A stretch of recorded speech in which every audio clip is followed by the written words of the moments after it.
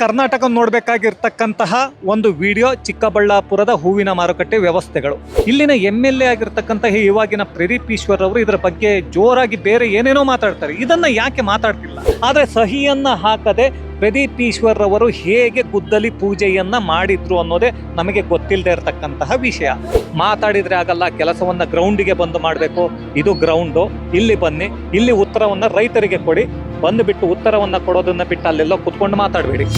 ಈಗ ನಮ್ಮ ಜೊತೆಗೆ ಮತ್ತೊಬ್ಬರು ರೈತರಿದ್ದಾರೆ. ಈ ಹೂವಿನ ಮಾರುಕಟ್ಟೆಯಲ್ಲಿ ಆ ರೈತರ ಕಷ್ಟಗಳೇನು ಅನ್ನೋದನ್ನ ಮತ್ತೆ ಕೇಳೋಣ. ಇಲ್ಲಿ ನಮ್ಮ ಜೊತೆ ಇರ್ತಕ್ಕಂಥ ರೈತರನ್ನ ಮಾತಾಡ್ಸೋಣ. ಅಣ್ಣ, ತಮ್ಮ ಹೆಸರು? ಮಂಜುನಾಥ್. ಸ್ವಲ್ಪ ಜೋರಾಗಿ ಮಾತಾಡಿ, ಯಾಕೆಂದ್ರೆ ಇಡೀ ಕರ್ನಾಟಕ ನೋಡಬೇಕಾಗಿರ್ತಕ್ಕಂತಹ ಒಂದು ವಿಡಿಯೋ ಚಿಕ್ಕಬಳ್ಳಾಪುರದ ಹೂವಿನ ಮಾರುಕಟ್ಟೆ ವ್ಯವಸ್ಥೆಗಳು. ಹಾಗಾಗಿ ಈಗ ಈ ಚಿಕ್ಕಬಳ್ಳಾಪುರದ ಹೂವಿನ ಮಾರುಕಟ್ಟೆ ಸುಮಾರು ಕಳೆದ 5-6 ವರ್ಷದಿಂದ ಈ ಜಾಗದಲ್ಲಿದೆ. ಆದರೆ ಇಲ್ಲಿನ ವ್ಯವಸ್ಥೆಗಳನ್ನು ನೋಡ್ತಾ ಇದ್ರೆ ಈ ರೀತಿಯಾಗಿ ಏನಿದು, ಇದು ಕಸದ ತೊಟ್ಟಿಯೋ ಇಲ್ಲ ಅಂದರೆ ಏನಂತ ಗೊತ್ತಾಗ್ತಾ ಇಲ್ಲ. ಇಲ್ಲಿ ಏನಾಗ್ತಾ ಇದೆ ಅಂತ ಸ್ವಲ್ಪ ಹೇಳಿ. ಏನಿಲ್ಲ ಸರ್, ಈಗ ರೇಟ್ ಇಲ್ಲ. ರೇಟು ನಮ್ಗೆ ತಕ್ಕಂಥ ರೇಟ್ ಸಿಗ್ತಾ ಇಲ್ಲ.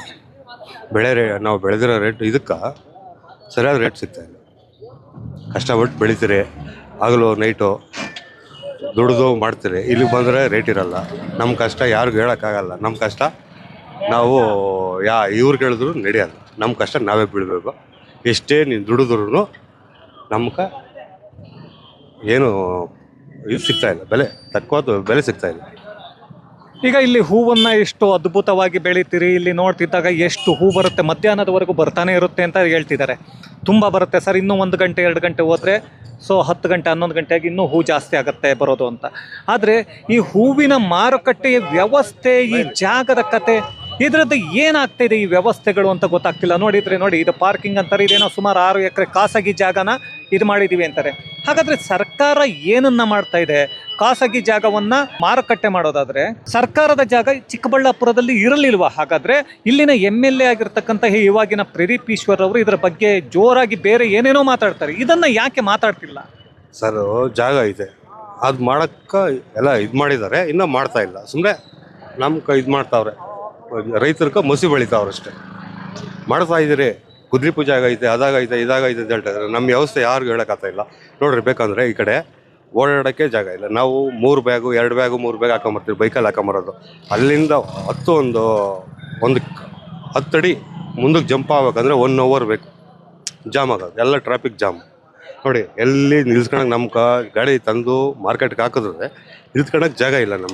ನಮಗೊಂದು ವ್ಯವಸ್ಥೆ ಇಲ್ಲ. ಒಂದು ಕಡೆ ಇದಿಲ್ಲ, ಪಾರ್ಕಿಂಗ್ ವ್ಯವಸ್ಥೆ ಇಲ್ಲ. ನಾವು ಕಷ್ಟ ಬಿದ್ದು ನೈಟೆಲ್ಲ 5 ಗಂಟೆ ರಾತ್ರಿಗೆ ಎದ್ದು ಹೂವು ಕಿತ್ತು ಬಂದು ಇಲ್ಲಿನೂ ಕಷ್ಟ ಬೀಳ್ಬೇಕು. ನಾವು ಹೊರಗೋಗಿ ಕಷ್ಟ ಬೀಳಬೇಕು, ಬಟ್ ಇಲ್ಲಿನೂ ಕಷ್ಟ ಬೀಳ್ಬೇಕು. ನಾವು ಅಲ್ಲಿ ಐತೆ ಗೌರ್ಮೆಂಟ್ ಜಮೀನು, ಅದು ಮಾಡ್ತಾ ಇಲ್ಲ. ಯಾಕೆ ಮಾಡ್ತಾ ಇಲ್ಲ ಅನ್ನೋದು ಗೊತ್ತಿಲ್ಲ. ರಾಜಕೀಯ ಉದ್ದೇಶಪೂರ್ವಕವಾಗಿ ಏನು ಮಾಡ್ತಾವ್ರೋ ಏನೋ ಗೊತ್ತಿಲ್ಲ. ಒಟ್ಟಿನಲ್ಲಿ ಜಾಗ ಐತೆ, ಗೌರ್ಮೆಂಟ್ ಜಾಗ ಐತೆ, ಗುದ್ಲಿ ಪೂಜೆನೂ ಆಗೈತೆ. ಇವತ್ತಿಗೆ ಅದ್ರ ಬಗ್ಗೆ ಮಾಹಿತಿನೇ ಇಲ್ಲ. ಎಲ್ಲಿ ಗುದ್ಲಿ ಪೂಜೆ ಆಗಿದೆ? ಯಾಕೆಂದ್ರೆ ಈಗ 2 ಜಾಗವನ್ನ ಹೇಳ್ತಾ ಇದ್ದಾರೆ. ಒಂದು, ಇವರು ಸುಧಾಕರ್ ಅವರು ಇದಾಗಿದ್ದಾಗ, MLA ಆಗಿದ್ದಾಗ, ಇದು ಮಂತ್ರಿ ಆಗಿದ್ದಾಗ ಆಗಿರ್ತಕ್ಕಂಥ ಯಾವುದೋ 9.5 ಎಕರೆ ಜಾಗ ಹೇಳ್ತಾ ಇದ್ದಾರೆ. ಇಲ್ಲೇ ಅದು ಚಿಕ್ಕಬಳ್ಳಾಪುರ ಸಿಟಿಗೆ ಹತ್ತಿರ ಇದೆ ಅಂತ. ಇನ್ನೊಂದು, ನಂದಿ ಕ್ರಾಸಲ್ಲಿ ಈಗಿರ್ತಕ್ಕಂಥ ಪ್ರದೀಪ್ ಈಶ್ವರ್, ನನಗೆ ಅದು ಚಿಕ್ಕ ಜಾಗ 9.5 ಎಕರೆ ಸಾಕಾಗಲ್ಲ, ನಾನು 25 ಎಕರೆಯಲ್ಲಿ ಮಾಡ್ತೀನಿ ಅಂತ ಕೃಷಿ ಇಲಾಖೆಯ ಜಾಗವನ್ನು ಕೇಳೋದಕ್ಕೆ ಹೋಗಿದ್ದಾರೆ. ಅವರು ಕೊಡ್ತಿಲ್ಲ ಅಂತ ಹೇಳ್ತಿದ್ದಾರೆ. ಇದರಲ್ಲಿ ಯಾವುದನ್ನ ಇವರು ಗುದ್ಲಿ ಪೂಜೆ ಮಾಡಿದ್ದಾರೆ? ಸರ್, ಅಲ್ಲಿ ನಂದಿ ಕ್ರಾಸಲ್ಲಿರೋ ಇದರಲ್ಲಿ ಮಾಡಿದ್ದಾರೆ. ಅದನ್ನು ಇವತ್ತಿಗೂ ಏನು ಮಾಡ್ತಾ ಇಲ್ಲ. ಮಾಹಿತಿ ನಮಗೆ ಬಂದಿರೋ ಮಾಹಿತಿ ಪ್ರಕಾರವಾಗಿ ಗುದ್ಲಿ ಪೂಜೆ ಆಗೈತೆ, ಯಾರು ಇದು ಮಾಡ್ತಾ ಇಲ್ಲ. ಗುದ್ಲಿ ಪೂಜೆ ಆಗಿದೆ, ಸರಿ ಸರ್. ಹಾಗಾದರೆ ಈ 9.5 ಎಕರೆ ಇತ್ತಲ್ಲ, ಇದು ಸಾಕಾಗ್ತಾ ಇರಲಿಲ್ವಾ ರೈತರಿಗೆ ಈ ಹೂವಿನ ಮಾರುಕಟ್ಟೆಗೆ? ಅಥವಾ ಇಲ್ಲ ಅಂತಂದರೆ ಇಲ್ಲಿ ಏನು ದ್ವೇಷದ ರಾಜಕಾರಣವನ್ನು ಮಾಡಲಿಕ್ಕಾಗಿ ನನಗೆ 25 ಎಕರೆ ಬೇಕು ಅಂತ ಅಲ್ಲಿಗೆ ಹೋದ್ರ? ಈಗ ರೈತರಿಗೆ ಅದು ತುಂಬ ಸುಲಭನ? 25 ಎಕರೆ ಇದೆ ಅಂತ ಹೇಳಿಬಿಟ್ಟು 10-15 ಕಿಲೋಮೀಟ್ರ್ ಇನ್ನೂ ದೂರ ಹೋಗಿ ಈ ಹೂವನ್ನು ಎತ್ಕೊಂಡು ಹೋಗೋದು. ಈಗ ನೀವೇ 3 ಬ್ಯಾಗನ್ನು ಎತ್ಕೊಂಡು ಬರ್ತೀರಿ ಹೂವನ್ನು. ಒಂದು 2 ವೀಲರಲ್ಲಿ ಅಷ್ಟು ದೂರ ಹೂವನ್ನು ಎತ್ಕೊಂಡು ಹೋಗೋದು ರೋಡಲ್ಲಿ ಸುಲಭ ಅಲ್ಲ. 3 ಬ್ಯಾಗು 4 ಬ್ಯಾಗ್ ಮುಂದೆ ಒಂದು ಇಟ್ಕೊಳ್ತೀರಿ, 2 ಹಿಂದೆನೇ ತಗೊಳ್ತೀರಿ, ಇನ್ನೊಂದು ಎಕ್ಸ್ಟ್ರಾ ಆಯಿತು ಅಂದರೆ ಹಿಂದೆ ಕಟ್ತೀರಿ. ಆ ತರಹದ ಪರಿಸ್ಥಿತಿಯಲ್ಲಿ ಭಾಳಷ್ಟು ಜನ ರೈತರು ಇಲ್ಲಿ ಬರ್ತಾನೆ ಇರ್ತಾರೆ, ನಾವು ನೋಡ್ತಾನೆ ಇದ್ದೀವಿ. ಹಾಗೆ ಹೋಗೋದಕ್ಕೆ ಅದು ಸುಲಭನ? ಇಲ್ಲಿ ಸಿಟಿಗೆ ಹತ್ತಿರದಲ್ಲಿರ್ತಕ್ಕಂಥದ್ದು ಸುಲಭನ? ಇಲ್ಲ 9.5 ಎಕರೆ ಸಾಕಾಗದೇ ಇಲ್ವಾ ಜಾಗ? 9.5 ಎಕರೆ ಸಾಲಲ್ಲ ಸರ್, ಸಾಲಲ್ಲ. ಈ ನಮಗೆ ನಮ್ಮ ರೈತರಿಗೂ ಪಾರ್ಕಿಂಗ್ ಬೇಕು, ಬಟ್ ಈ ಗಾಡಿ ಹೂವು ತಗೊಂಡೋಗ್ತಾರಲ್ಲ ಅವ್ರಿಗೂ ಗಾಡಿ ಪಾರ್ಕಿಂಗ್ ಬೇಕು. ಅವರು ಟೆಂಪೋದಲ್ಲಿ ಬರ್ತಾರೆ, ಅವ್ರಿಗೂ ಪಾರ್ಕಿಂಗ್ ಇರಬೇಕು. ಅವ್ರಿಗೂ ಒಂದು ಸೈಡ್ ಪಾರ್ಕಿಂಗ್ ಇದ್ದರೆ ಅವರು ತಗೊಂಬಂದು ಒಂದು ಸೈಡ್ಗೆ ಹಾಕೊಂಡು ಲೋಡ್ ಮಾಡ್ಕೊಂಡು ಚೆನ್ನಾಗಿರ್ತದೆ. ನಾವು ರೈತರು ಬಂದವರು ನಾವು ಒಂದು ಇಲ್ಲಿ ನಮಗೂ ಒಂದು ಸಪ್ರೇಟಾಗಿ ಪಾರ್ಕಿಂಗ್ ಇದ್ದರೆ ನಮಗೂ ಯೂಸ್ ಆಗುತ್ತೆ. 9.5 ಎಕರೆ ಒಂದು 12-13 ಎಕರೆ ಇದ್ರೆ ಆಗುತ್ತೆ. ಅಲ್ಲಿ ನಂದಿ ಕ್ರಾಸಲ್ಲಿ ಅಂದರೆ ಟ್ರಾಫಿಕ್ ಕಮ್ಮಿ, ಆ ಕಡೆ ಮಾಡ್ಬೋದು ಸರ್. ಆರಾಮಾಗಿ ಐತೆ, ಜಾಗ ಐತೆ. ಕೃಷಿ ಇಲಾಖೆದು ಬೇಜಾನ್ ಜಾಗ ಐತೆ, ಮಾಡ್ಬೋದು. ಕೃಷಿ ಇಲಾಖೆಯಲ್ಲಿ ಮಾಡೋದಕ್ಕೆ ಒಂದು ಪ್ರಾಬ್ಲಮ್ ಇರುತ್ತೆ ಸರ್. ಏನಂದರೆ ಕೃಷಿ ಇಲಾಖೆಯ ಅಧಿಕಾರಿಗಳು ಇವತ್ತು ಸಹಿಯನ್ನು ಹಾಕಿ ಕೊಟ್ಟರು, ಆಯಿತಾ, ಯಾರೋ ಹೇಳಿದರು ಅಂತ. ನಾಳೆ ಇನ್ನೊಂದು ಸರ್ಕಾರ ಬಂದಾಗ ಆ ಅಧಿಕಾರಿಗಳು ಅಲ್ಲಿ ಸ್ಯಾಂಕ್ಷನ್ ಆಗಿರುವ ಪಕ್ಕದಲ್ಲಿ ಇನ್ನೊಂದು 2-3 ಎಕರೆ ತೊಗೊಂಡು ಮಾಡಬಹುದಿತ್ತು. ಮೊದಲು ಅದನ್ನು ಮಾಡಿ, ಅದನ್ನೇ ಮಾಡಲಿಕ್ಕೆ ಆಗದವರು ಇಲ್ಲಿ ಯಾಕೆ ಮಾಡಿದ್ರಿ, ಇದನ್ನ ಯಾಕೆ ಕೊಟ್ರಿ ಅನ್ನೋ ಪ್ರಶ್ನೆಗೆ ಅವರು ಉತ್ತರನ ಕೊಡಬೇಕಾಗತ್ತೆ. ಯಾಕೆಂದರೆ ಇಲ್ಲಿ ಅಧಿಕಾರಿಗಳು ಅಲ್ಲೇ ಇರ್ತಾರೆ. ಅಧಿಕಾರಿಗಳ ಮೇಲೆ ನಾಳೆ ಕೇಸ್ ಆಗುತ್ತೆ. ಯಾವುದೋ ಅಲ್ಲೇನೋ ಗೋಲ್ಮಾಲ್ ನಡೆದ್ರೆ ಗೊತ್ತೇ ಇದೆ, ಎಲ್ಲ ಸರ್ಕಾರದಲ್ಲೂ ನಡೆಯುತ್ತೆ. ಎಲ್ಲ ಮಂತ್ರಿಗಳು ಕಂತ್ರಿ ಕೆಲಸಗಳನ್ನ ಮಾಡ್ತಾನೆ ಇರ್ತಾರೆ, ದುಡ್ಡನ್ನು ತಿಂತಾನೆ ಇರ್ತಾರೆ. ಆದರೆ ಅದಕ್ಕೆ ಆನ್ಸರ್ನ ಈ ರಾಜಕಾರಣಿಗಳು ಕೊಡಲ್ಲ, ಅಧಿಕಾರಿಗಳು ಸಿಕ್ಕಾಕೊಳ್ತಾರೆ. ಅದಕ್ಕಾಗಿ ಅಧಿಕಾರಿಗಳು ಇವತ್ತಿಗೂ ಅದಕ್ಕೆ ಒಪ್ಪಿಗೆಯನ್ನು ಕೊಟ್ಟಿಲ್ಲ, ಸಹಿಯನ್ನು ಹಾಕಿಲ್ಲ. ಆದರೆ ಸಹಿಯನ್ನು ಹಾಕದೆ ಪ್ರದೀಪ್ ಈಶ್ವರ್ರವರು ಹೇಗೆ ಗುದ್ದಲಿ ಪೂಜೆಯನ್ನು ಮಾಡಿದ್ರು ಅನ್ನೋದೇ ನಮಗೆ ಗೊತ್ತಿಲ್ಲದೆ ಇರತಕ್ಕಂತಹ ವಿಷಯ. ಅದು ನಿಮಗೆ ಏನಾದರೂ ಗೊತ್ತಿದ್ರೆ ಹೇಳಿ ಸರ್. ಸರ್, ಗುದ್ಲಿ ಪೂಜೆ ಆಗೈತೆ ಅಷ್ಟೇ, ನಮಗೂ ಮಾಹಿತಿ ಬಂದಿರೋದಷ್ಟೇ. ಗುದ್ಲಿ ಪೂಜೆ ಆಗೈತೆ, ನಾವು ನೋಡಿಲ್ಲ, ಕಣ್ಣಾರ ನೋಡಿಲ್ಲ. ನಾವು ಇಲ್ಲಿ ಗುದ್ಲಿ ಪೂಜೆ ಆಗೈತೆ, ಅಲ್ಲಿ ಒಂದಷ್ಟು ಎಕರೆ ಅಲ್ಲಿ ಮಾಡಿದಿರಿ, ನಾವು ಇಲ್ಲಿ ಮಾಡಿದಿರಿ, ಇಲ್ಲಿ ಗುದ್ಲಿ ಪೂಜೆ ಆಗೈತೆ. ಸುಮ್ಮನೆ ರಾಜಕೀಯ ಇದ್ರ ಮ್ಯಾಗ ಮಾಡ್ತಾವ್ರೆ ಹೊರತು ಅವರು ರೈತರಿಗೆ ಮಾಡೇಬೇಕು ಅನ್ನೋ ಉದ್ದೇಶದಿಂದ ಮಾಡ್ತಾ ಇಲ್ಲ. ಅವ್ರು ರೈತರಿಗೆ ಸಪೋರ್ಟ್ ಮಾಡಬೇಕು ಅಂತ ಮಾಡ್ತಾ ಇಲ್ಲ. ಮಾಡಲಿ, ಯಾರೋ ಒಬ್ಬರು, ಇವಾಗ MLA ಮಾಡಲಿ, MP ಮಾಡಲಿ, ಯಾರೇ ಮಾಡಲಿ, ರೈತರಿಗೆ ಸಪೋರ್ಟ್ ಮಾಡಲಿ.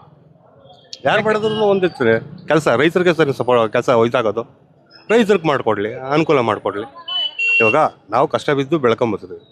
ಇಲ್ಲಿ ನಮ್ಗೊಂಥರ ಜಾಗ ಇದೆಲ್ಲ ಕ್ಲೀನಾಗಿದ್ದರೆ ನಮಗೂ ಒಂಥರ ಖುಷಿನೇ. ಇಂಥವ್ರು ಮಾಡಿದ್ರು ನಮಗೂ ಖುಷಿನೇ. ಅವ್ರು ರಾಜಕೀಯ ಅವ್ರು ಪರ್ಸನಲ್ ಏನಾರು ಮಾಡ್ಕೊಂಡ್ಲಿ, ರೈತರಿಗೆ ಸಪೋರ್ಟ್ ಮಾಡಬೇಕು. ಈಗ ಇಲ್ಲಿನ ರೈತರು ಹೇಳೋದೇನೆಂದರೆ, ಅದು MP ಮಾಡ್ತಾರೋ ಸುಧಾಕರ್ರು, ಇಲ್ಲ ಅಂತಂದರೆ MLA ಪ್ರದೀಪ್ ಈಶ್ವರ್ ಹೇಳ್ತಾರೋ, ಅವರವರ ದ್ವೇಷದ ರಾಜಕಾರಣನೋ ಅವ್ರದ್ದು ಇನ್ನೇನೋ ರಾಜಕಾರಣನೋ ಅದು ನಮಗೆ ಬೇಕಾಗಿಲ್ಲ, ನಮಗೆ ಬೇಕಾಗಿರೋದನ್ನು ಕೊಡಿ ಅಂತ. ಆದರೆ ಈ APMC ಅನ್ನೋದಿದೆಯಲ್ಲ, ಇದು ಬಂದುಬಿಟ್ಟು ರಾಜ್ಯ ಸರ್ಕಾರದ ಅಡಿಯಲ್ಲಿ ಬರುತ್ತೆ. ರಾಜ್ಯ ಸರ್ಕಾರ ಈಗಾಗಲೇ ಪ್ರತಿ ತಿಂಗಳು 2,000 ಒಂದೊಂದು ಅಂಗಡಿಯಿಂದ ಕಲೆಕ್ಷನನ್ನು ಮಾಡ್ತಾ ಇದೆ.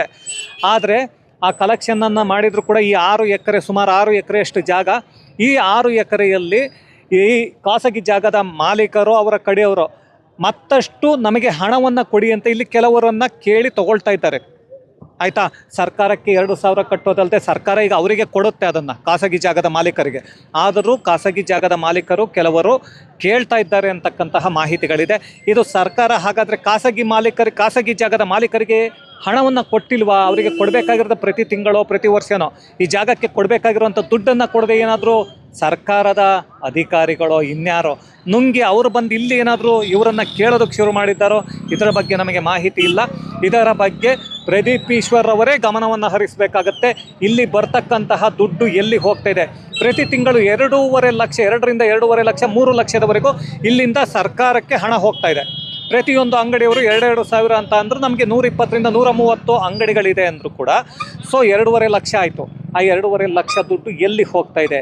ಹಾಗಾದರೆ ಖಾಸಗಿ ಜಾಗದ ಮಾಲೀಕರಿಗೆ ನೀವು ಕೊಟ್ಟಿರುವುದೇ, ನಿಮ್ಮ ಸರ್ಕಾರ ಕೊಟ್ಟಿರೋದೇ ನಿಜ ಆದರೆ ಅವರು ಯಾಕೆ ಬಂದು ಇಲ್ಲಿರುವವ್ರನ್ನ ಕೇಳ್ತಾ ಇದ್ದಾರೆ ಅನ್ನೋದಕ್ಕೆ ಉತ್ತರವನ್ನು ರೈತರಿಗೆ ದಯವಿಟ್ಟು ನೀವೇ ಬಂದು ಕೊಟ್ಟರೆ ಒಳ್ಳೆಯದು.